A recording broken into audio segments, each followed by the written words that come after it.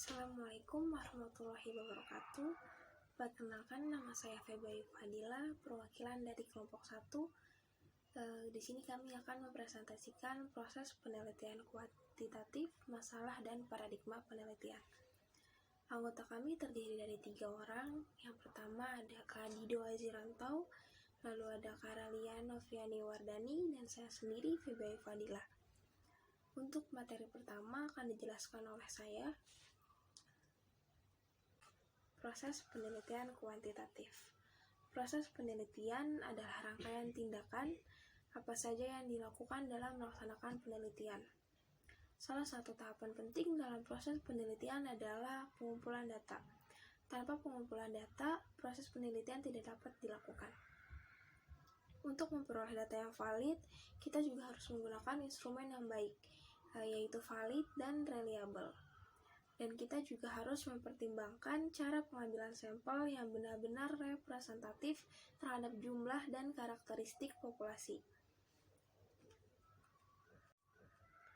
Berikut adalah bagian dari proses penelitian kuantitatif. Yang pertama itu ada rumusan masalah, lalu setelah masalah diidentifikasi dan dibatasi, maka selanjutnya masalah itu dirumuskan. Rumusan masalah pada umumnya dinyatakan dalam kalimat pertanyaan. Jadi, teori dalam penelitian kuantitatif ini digunakan untuk menjawab pertanyaan rumusan masalah penelitian tersebut. Jawaban terhadap rumusan masalah yang baru menggunakan teori tersebut dinamakan hipotesis. Jadi, hipotesis dapat diartikan adalah jawaban sementara. Untuk itu, peneliti melakukan pengumpulan data. Pengumpulan data dapat dilakukan pada populasi tertentu yang ditetapkan oleh peneliti. Bila populasi terlalu luas, sedangkan peneliti memiliki keterbatasan waktu, tenaga, dan dana, maka peneliti dapat menggunakan sampel yang diambil dari populasi tersebut. Bila peneliti bermaksud membuat generalisasi, maka sampel yang diambil harus representatif dengan teknik random sampling. Peneliti menggunakan instrumen penelitian agar instrumen penelitian dapat dipercaya dan harus diuji validitas dan reliabilitasnya. Instrumen untuk pengumpulan data dapat berbentuk tes dan non-tes. Untuk tes itu contohnya seperti kuesioner, dan non-tes itu seperti wawancara atau observasi. Data yang sudah terkumpul selanjutnya dianalisis, dan dari data hasil analisis tersebut selanjutnya disajikan dan diberikan pembahasan. Setelah hasil penelitian diberikan pembahasan, maka selanjutnya dapat disimpulkan berisi jawaban singkat terhadap setiap rumusan masalah berdasarkan data yang telah terkumpul. Selanjutnya adalah masalah. Masalah adalah kesenjangan antara harapan atau dosolen dengan kenyataan atau dosein, antara kebutuhan yang telah tersedia dan yang seharusnya atau what should be, dan dengan yang ada. Masalah penelitian dipilih berdasarkan beberapa pertimbangan, antara lain dilihat dari sisi waktu, biaya, kemampuan isi peneliti, maupun kontribusi yang akan diberikan oleh penelitian tersebut bagi pengembangan ilmu pengetahuan dan teknologi. Proses mencari jawaban dari permasalahan hanya bisa dilakukan melalui proses penelitian. Dengan demikian, suatu permasalahan muncul sebelum kegiatan penelitian itu dilakukan.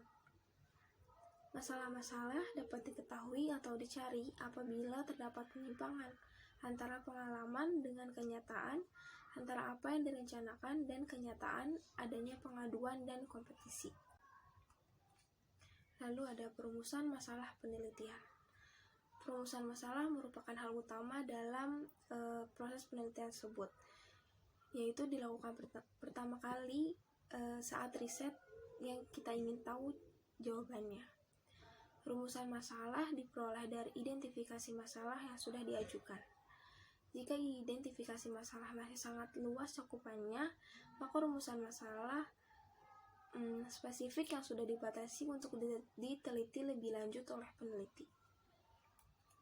Lalu ada bentuk-bentuk rumusan masalah penelitian.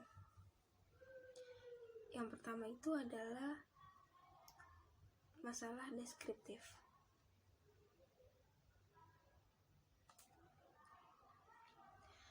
Rumusan masalah yang berkenaan dengan pertanyaan terhadap keberadaan variabel mandiri, baik hanya pada satu variabel atau lebih. Contohnya itu ada seberapa baik kinerja kabinet bersatu, lalu ada seberapa tinggi tingkat efektivitas kebijakan mobil penumpang 3 di Jakarta, lalu bagaimanakah sikap masyarakat terhadap perguruan tinggi negeri berbadan hukum, lalu seberapa tinggi tingkat kepuasan dan apresiasi masyarakat terhadap pelayanan pemerintah daerah di bidang kesehatan. Yang kedua ada rumusan masalah komparatif, yaitu rumusan masalah penelitian yang membandingkan keberadaan satu variabel atau lebih dari dua atau lebih sampel yang berbeda atau pada waktu yang berbeda. Contohnya itu adakah kesamaan cara promosi antara perusahaan A dan B, lalu adakah perbedaan produktivitas kerja antara pegawai negeri, BUMN, dan swasta. Lalu adakah perbedaan kualitas manajemen antara bank swasta dan bank pemerintah. Yang ketiga itu ada rumusan masalah asosiatif, yaitu suatu rumusan masalah penelitian yang bersifat menanyakan hubungan antara dua variabel atau lebih. Terdapat 3 bentuk hubungan dalam rumusan masalah asosiatif, yaitu hubungan simetris, kausal dan interaktif atau resiprokal atau timbal balik. Hubungan simetris adalah suatu hubungan antara dua variabel atau lebih yang kebetulan munculnya bersama. Lalu hubungan kausal adalah hubungan yang bersifat sebab akibat.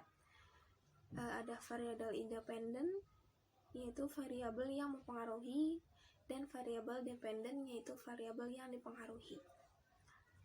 Lalu hubungan interaktif adalah hubungan yang saling mempengaruhi.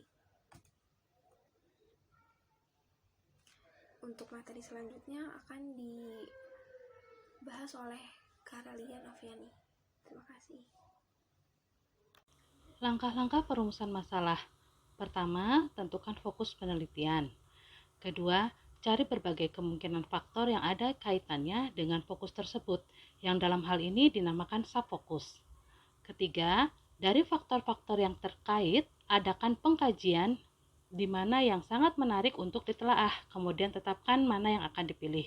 Keempat, kaitkan secara logis faktor-faktor subfokus yang dipilih dengan fokus penelitian. Rumusan masalah yang baik harus memenuhi 6 kriteria. Pertama, bersifat orisinil. Belum ada atau belum banyak orang lain yang meneliti masalah tersebut. Kedua, dapat berguna bagi kepentingan ilmu pengetahuan dan terhadap masyarakat. Ketiga, dapat diperoleh dengan cara-cara yang ilmiah.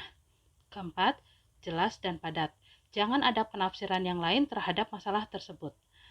Kelima, dirumuskan dalam bentuk kalimat tanya. Yang keenam, bersifat etis. Artinya tidak bertentangan atau menyinggung adat istiadat, ideologi, dan kepercayaan agama. Perumusan tujuan penelitian. Tujuan penelitian merupakan ungkapan sasaran yang akan dicapai dalam suatu penelitian. Tujuan penelitian harus dinyatakan dengan konkret, jelas, dan ringkas, dan dinyatakan dalam bentuk kalimat pernyataan. Isi dan rumusan tujuan penelitian harus mengacu pada rumusan masalah penelitian. Oleh karenanya, rumusan tujuan harus relevan dengan identitas masalah yang ditemukan, rumusan masalah, dan mencerminkan proses penelitian. Tujuan penelitian dibedakan menjadi 2 macam, yaitu tujuan umum dan tujuan khusus. Paradigma penelitian. Paradigma adalah cara pandang atau melihat sesuatu yang hidup dalam diri seseorang dan mempengaruhi orang tersebut dalam memandang realitas sekitarnya.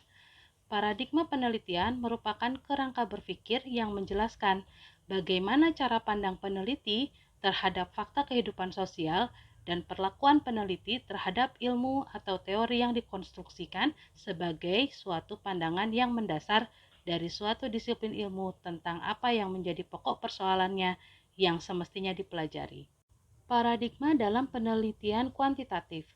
Paradigma yang digunakan adalah paradigma tradisional, positivistis, eksperimental, dan empiris, di mana paradigma tersebut menekankan pada pengujian teori-teori melalui pengukuran variabel penelitian dengan angka dan melakukan analisis data dengan prosedur statistik. Paradigma kuantitatif juga menekankan pada pemahaman mengenai masalah-masalah dalam kehidupan sosial berdasarkan kondisi realitas, dan pendekatannya bersifat konstruktif, naturalistis, atau interpretatif, atau perspektif postmodern. Apa yang dimaksud dengan variabel penelitian? Variabel penelitian adalah suatu atribut, nilai, atau sifat dari objek, individu, atau kegiatan yang mempunyai banyak variasi tertentu antara satu dan lainnya, yang telah ditentukan oleh peneliti untuk dipelajari dan dicari informasinya, serta ditarik kesimpulannya.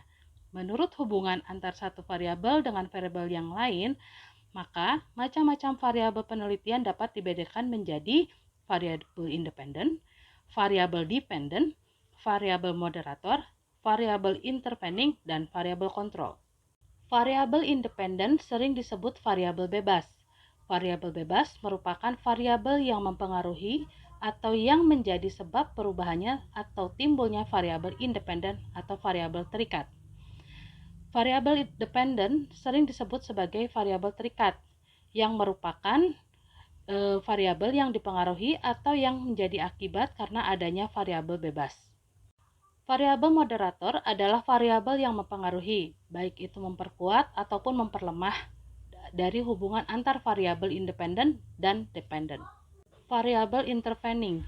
Menurut Tuckman, variabel intervening adalah variabel yang secara teoritis mempengaruhi hubungan antar variabel independen dengan dependen, tetapi tidak dapat diamati dan diukur. Variabel ini adalah variabel penyela atau variabel antara yang terletak di antara variabel independen dan dependen, sehingga variabel independen tidak langsung mempengaruhi berubahnya atau timbulnya variabel dependen. Variabel kontrol adalah variabel yang dikendalikan atau dibuat konstan sehingga hubungan variabel independen terhadap dependen tidak dipengaruhi oleh faktor luar yang tidak diteliti. Variabel kontrol sering digunakan bila akan melakukan penelitian yang bersifat membandingkan atau melalui penelitian eksperimen. Ya, lalu masuk ke macam-macam paradigma dalam penelitian. Ada banyak paradigma dalam penelitian, namun yang harus kita ketahui terlebih dahulu ini adalah apa sih yang dimaksud dengan paradigma dalam penelitian? Paradigma dalam penelitian bisa diartikan secara singkat adalah hubungan antara variabel satu dengan variabel yang lain, yang dimana antara satu dan variabel yang lain itu memiliki keterkaitan satu sama lain dan saling mempengaruhi, ya. Atau dalam bahasa penelitian disebut model penelitian kalau paradigma ini, ya. Atau dalam arti luasnya bisa juga diartikan sebagai sebuah pola pikir yang menunjukkan hubungan antara variabel yang diteliti sekaligus mencerminkan jenis dan jumlah rumusan permasalahan yang perlu dijawab dalam suatu metode penelitian. Ya. Lalu di sini yang pertama itu yang kita kenal ada paradigma sederhana. Paradigma sederhana ini mempengaruhi. Misalnya kita contohkan dengan variabel independennya itu dengan X dan variabel dependennya adalah Y. Dalam contoh di bawah ini, variabel independen adalah kualitas dari alat, lalu variabel dependennya itu adalah kualitas yang dihasilkan atau output yang dihasilkan. Jadi misalnya dalam tempat kerja kita ingin membuat kopi, dan kopi tersebut itu kualitas mesin apa sih yang kita gunakan, lalu hasilnya bagaimana. Dari kualitas mesin tersebut akan tercipta kopi yang baik atau tidak, seperti itu. Jadi variabel independen selalu mempengaruhi hasil dari variabel dependen. Ya, di sini bisa kita simpulkan rumusan masalahnya ada satu, yaitu bagaimana variabel X mempengaruhi variabel Y. Lalu yang kedua ada paradigma sederhana berurutan. Paradigma sederhana berurutan ini ada beberapa variabel, lebih dari satu variabel, tetapi hubungannya masih sangat sederhana ya antara variabel satu dan variabel yang lain. Di sini ada contoh X1, X2, dan X3. Ini variabel independen. Lalu variabel dependennya kita simbolkan dengan Y. X1 adalah kualitas input, X2 adalah kualitas proses, X3 adalah kualitas output.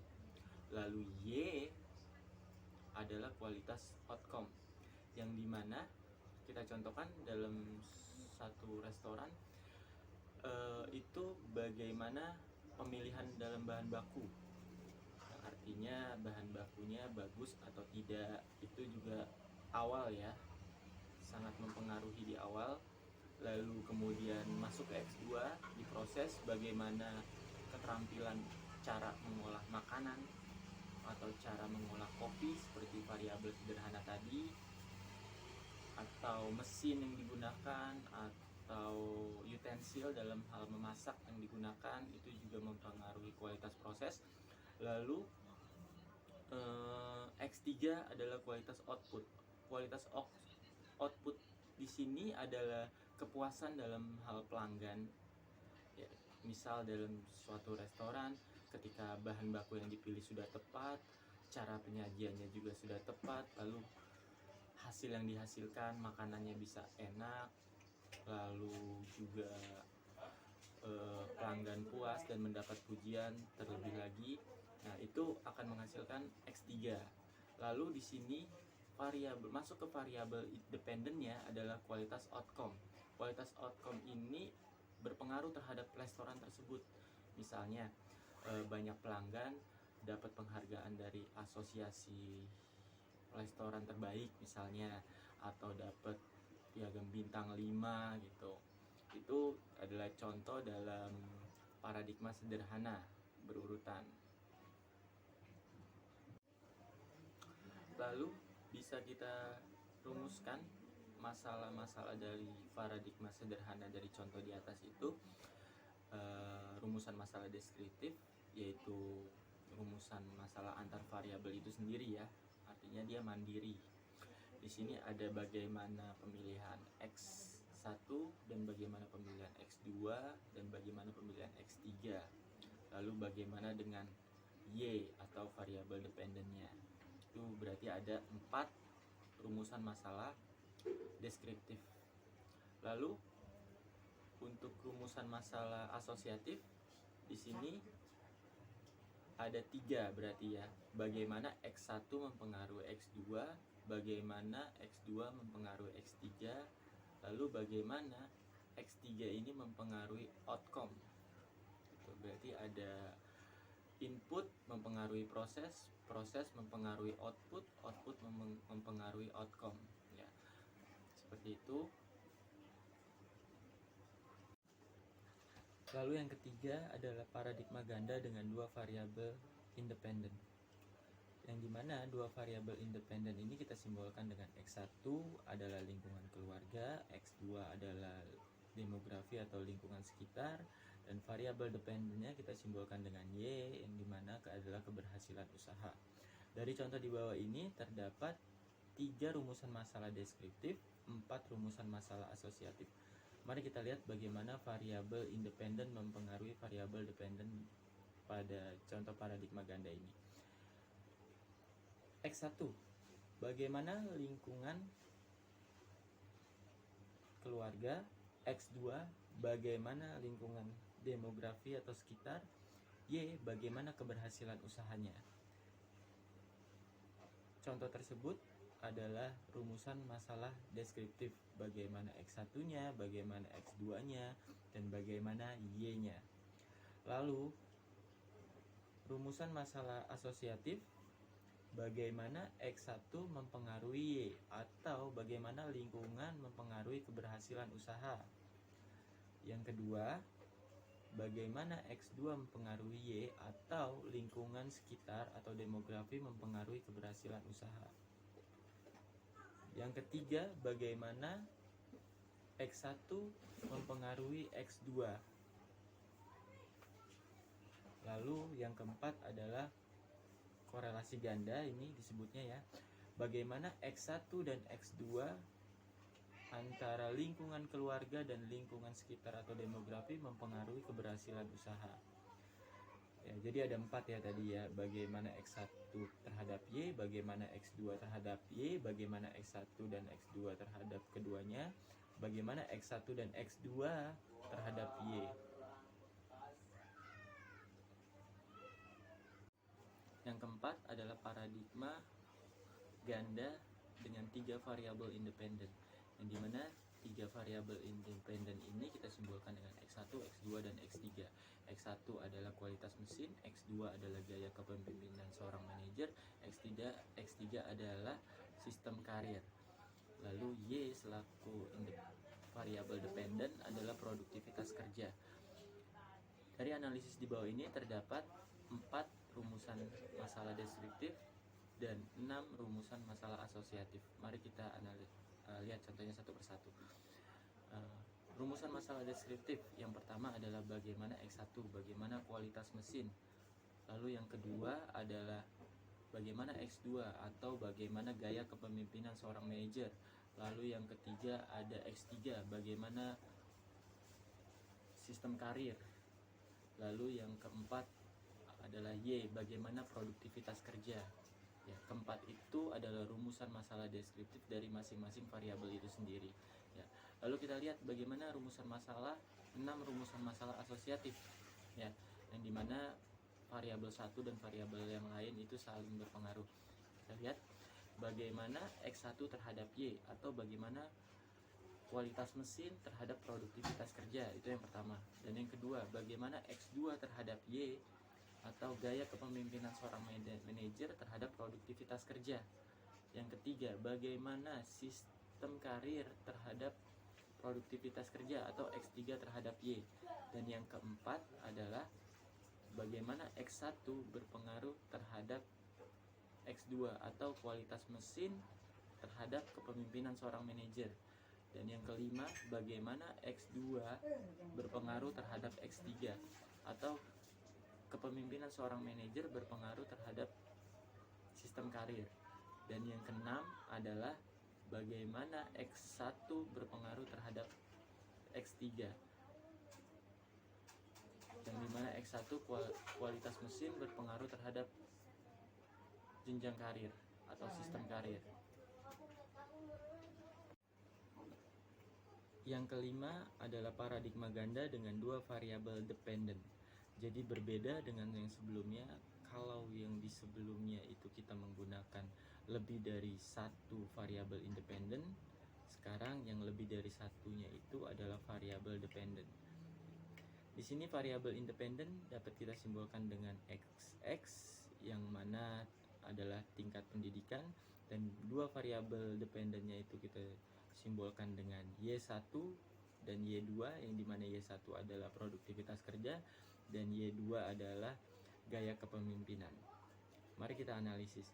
Di sini terdapat rumusan masalah deskriptif, terdapat 3, yaitu bagaimana tingkat pendidikan, bagaimana produktivitas kerja, dan bagaimana gaya kepemimpinan.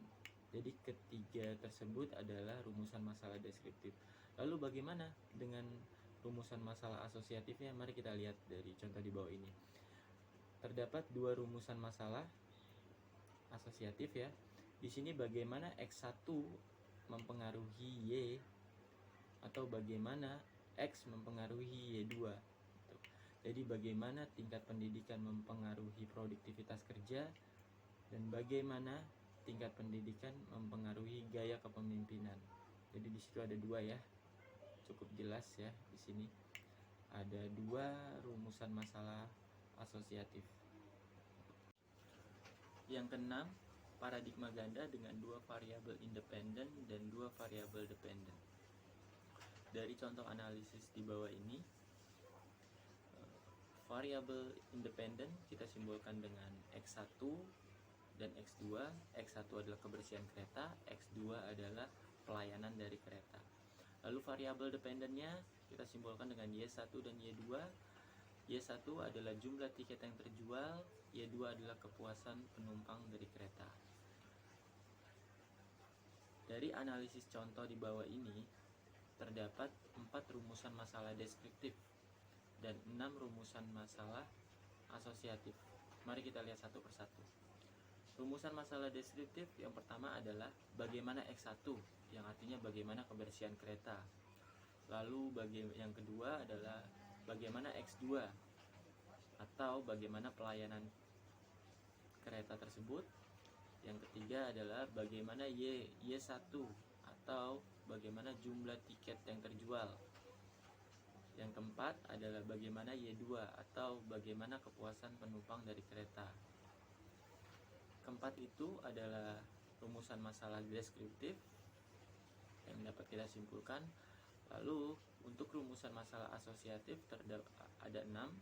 Yang pertama, bagaimana X1 terhadap Y1, atau bagaimana kebersihan kereta terhadap jumlah tiket yang terjual. Yang kedua, bagaimana X2 terhadap Y1, atau bagaimana pelayanan kereta terhadap jumlah tiket yang terjual. Lalu yang ketiga, bagaimana X1 terhadap X2, maksud saya X1 terhadap Y2, atau kebersihan kereta terhadap kepuasan penumpang kereta. Yang keempat, bagaimana X2 terhadap Y2, atau pelayanan kereta terhadap kepuasan penumpang. Yang kelima adalah bagaimana X1 terhadap X2, artinya bagaimana kebersihan kereta terhadap pelayanan kereta api. Lalu yang keenam adalah bagaimana Y1 terhadap Y2, atau bagaimana jumlah tiket terhadap kepuasan penumpang kereta api. Lalu yang ketujuh atau yang terakhir adalah paradigma jalur. Paradigma jalur ini sama ya, terdapat 3 variabel independen yang mana kita simbolkan dengan X1, X2, dan X3. Tapi yang membedakan dari lain dari contoh paradigma sebelumnya itu, di sini paradigma jalur ini terdapat yang dinamakan variabel intervening atau variabel penghubung. Untuk lebih jelasnya, mari kita lihat contoh di bawah ini. Di sini terdapat 3 variabel independen yang dimana itu dilambangkan dengan X1, X2, dan X3. Lalu variabel dependennya itu adalah Y. X1 di sini adalah bagaimana status sosial seseorang. Lalu X2 di sini bagaimana IQ dari seseorang. Lalu yang ketiga di sini, X3 di sini adalah bagaimana motivasi untuk berprestasi dari seseorang. Lalu Y adalah bagaimana prestasi bisnis. Nah, di sini terdapat variabel intervening, yaitu X3. X3 di sini adalah motivasi berprestasi seseorang. Dari analisis pada contoh ini terdapat 4 rumusan masalah deskriptif, ya.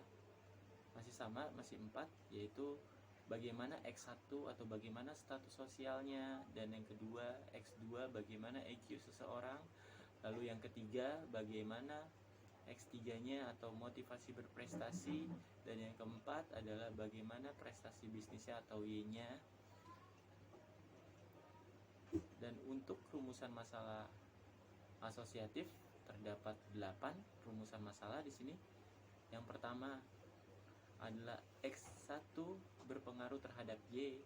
Bagaimana X1 di sini adalah status sosial berpengaruh terhadap prestasi bisnis seseorang.